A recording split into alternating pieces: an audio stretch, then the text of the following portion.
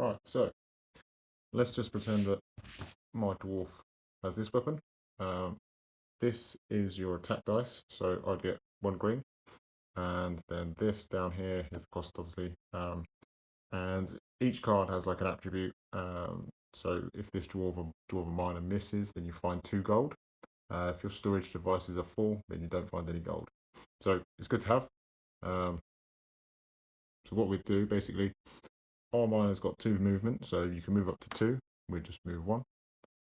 You face the rocks that you want to go towards, then you roll to 0. My sort of luck. And that'll be the end of my turn. It'll then go to the next player. So, for example, the thief would go there. Let's just imagine he rolled a 3 on his dice. He'd knock them out. And he would then go into the loot bag and pick out one of the loot tokens. So say, for example, I don't know, you got one of these tokens. That's a monster. So he found that there. What you do is in the rule book, basically it tells you how to pick out a monster.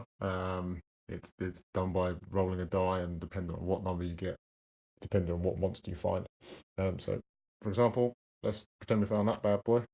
He'd come out there, and then what would happen is the next player would actually play as the monster on the next turn, and each monster has their own monster board, a bit like the player board, set up exactly the same. What would then happen is basically this monster will attack this character, and then after that turn it will then be the next turn. So if there's only 2 of us playing, it'll then be back to my turn. Basically this carries on until sort of, either this guy runs away or kills the monster and takes the loot, or I come over, I can help him, or I can just leave him there.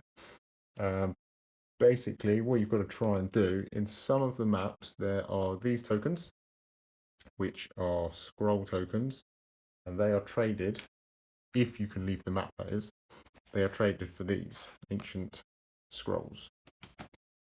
To win the game, you have to select, or you have to find 4 of them. It's quite hard to find them, purely because if anybody knows you've got a scroll token, chances are they're going to come and try and take it. They're either going to knock you out, they're going to sort of trap you, or keep you sort of locked in.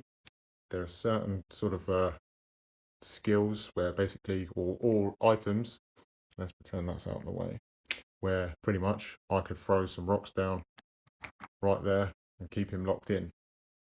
And I could just keep building them up, sort of thing, so he can't escape.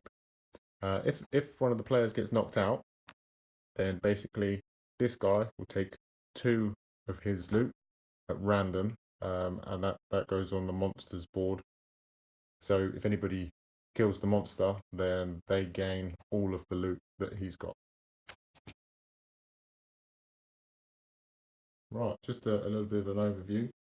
As you can see, there's loads of dice. The Dwarven Bombard, which is this guy here, he plays a little bit different from the rest of the characters. He's basically a distance character, so he uses a couple of different dice as well as some of these. So basically, you've got, it's a bit hard to see, hang on,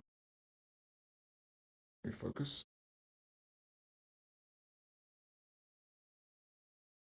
There we go.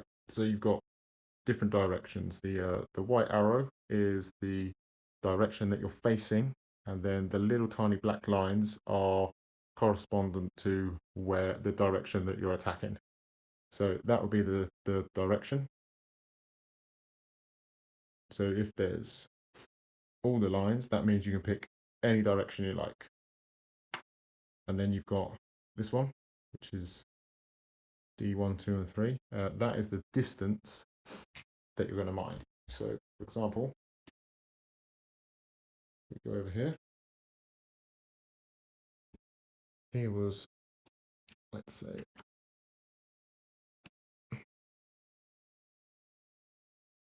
he was there, and I rolled that.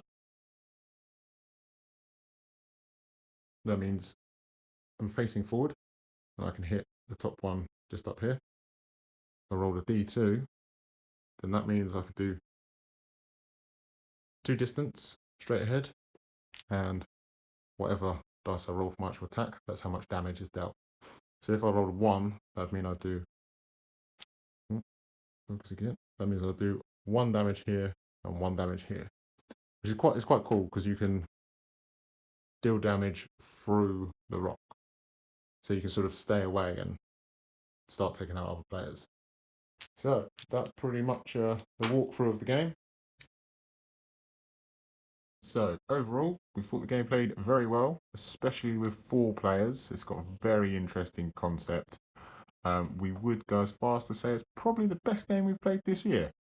Builds a lot of suspense and keeps everyone sort of on their toes, especially as we like player versus player games. So you know, it's right up our alley. Yeah, so stay tuned for more walkthroughs and reviews. Meeple Magician out.